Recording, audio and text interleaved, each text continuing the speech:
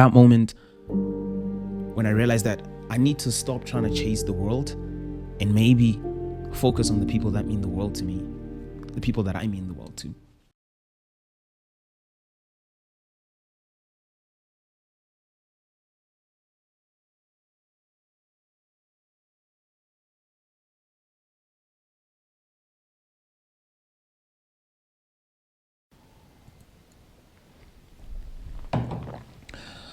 What's going on? If you are tapping in here for the second or third time, I just want to start by saying thank you. You have no idea how much this means to me. Just to have 139 subscribers that I have means the world to me. That the 5 people that are tapping in second or third time, you mean the world. I appreciate you. If this is your first time, I hope that it's good enough to have you come back or share this with somebody. So today I want to open up a little bit. Let's get to know each other. If you didn't know me, or if you thought you knew me, here's a part you probably didn't know. So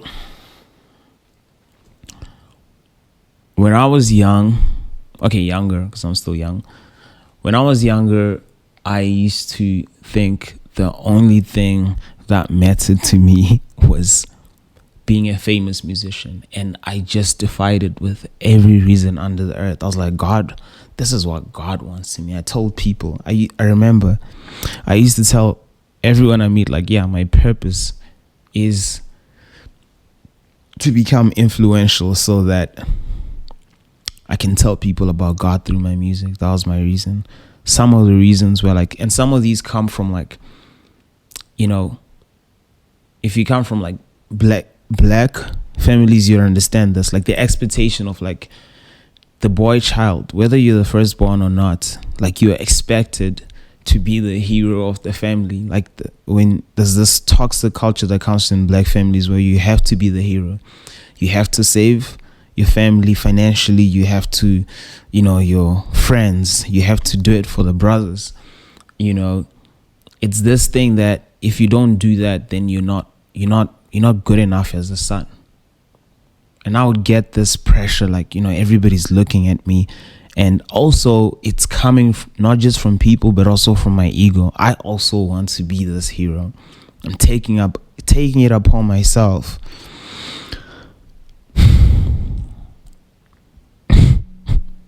So I'm looking at the fame and the money as that's what's going to make me happy. That's what's going to help me relax. But as I'm working towards that, there's a couple of cracks. There's a couple of things that don't make sense. And I'm starting to look at things differently. Like, you know what? I'm starting to question everything. Like, why do they have what I want, but they're not happy? You know, I'm asking a lot of questions. A lot of things start not making sense. So I start to relook this whole goal of mine. I start to relook like this whole ending, like that I'm going after. From the guy that just wanted, because, you know, when me and my friends, most of my friends, we, you know, would make music. I remember we would just make music the whole day. If I'm not at school, sometimes I'll bunk school. I would go on like trips, you know, to just like go perform and stuff like that, because that's what felt like that was my purpose again. You know, we looking at people like, at that time I'm looking at like J. Cole, Kendrick Lamar, and I'm like, these guys have been with their partners since they were like, you know, high school. So I'm thinking, oh, I need to have my wife as an accessory when I get there so that I can say, you know, we've been together. I'm thinking I have a messed up image of like what I want marriage for. I'm more thinking about it for like an accessory more than I'm like, this is the main thing. It's the secondary thing. And I still have fame and the money as like the main goal. And I'm looking at these guys on TV, you know, we see these young, I remember when Nasty C was coming out, and we're like, this is the first time we're seeing somebody in Africa that's our age who is living this life. We're like, whoa, he's rapping and he's famous, he's doing it, we can do it too. It's so close, it's so closer. It's different when someone is so far in America. It's like this person is so far. It's like in Africa, it's like they're so close and they're doing it. So we're looking at these things and we're aspiring to these things. But the turning point, some of the turning points, things like I said, the crack, is I'm starting to read a lot of books. I'm starting to watch a lot of documentaries, especially in college. I'm doing all these researches on like random stuff, and I'm finding out Kurt Cobain, and then the Ricky Rick thing happened, and the world is opening up to me, and I'm meeting people, and there's a lot of questions now. I'm so confused. I'm like, how come I cannot appreciate my parents' love more than I want the world's love? Asking myself questions. I remember actually a friend of mine actually asked that question. Like, he said it as a statement, like, it's quite sad that you'll find people that don't appreciate the love they get from their family because they want the love they can get from the world. And in the search for this joy, you start to realize that it's almost like you chasing after something that's not chasing you back. Fame and money is not chasing you back.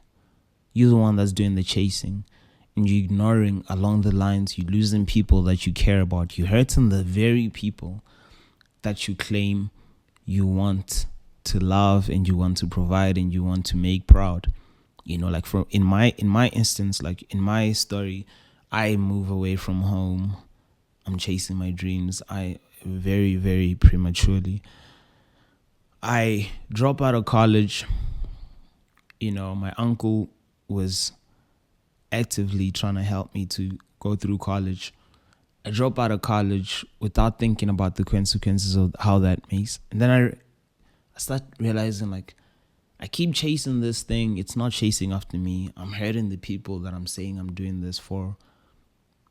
They all patiently waiting for me to get there, and I'm putting this pressure on myself, and I'm still blaming it on everything else. And this makes me want to slow down and ask the hard questions, like, where are we going? What is happening?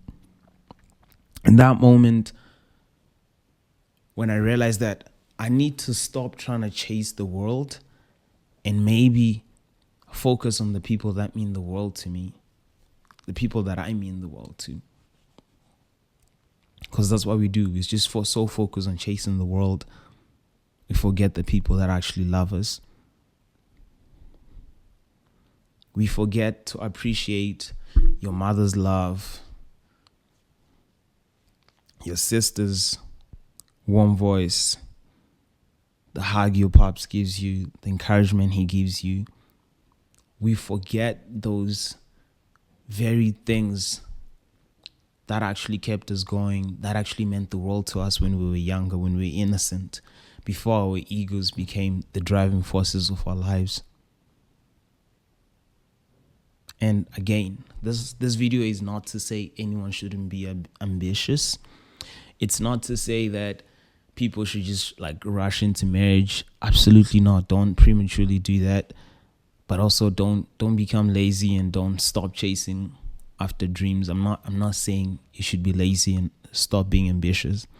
I'm just saying that don't idolize it and make it above love, above the things that make us human, the things that God put in us that are much more important. I wrote a couple of things of what I think being a man is, being emotionally steady, being able to compose yourself where you're supposed to get angry,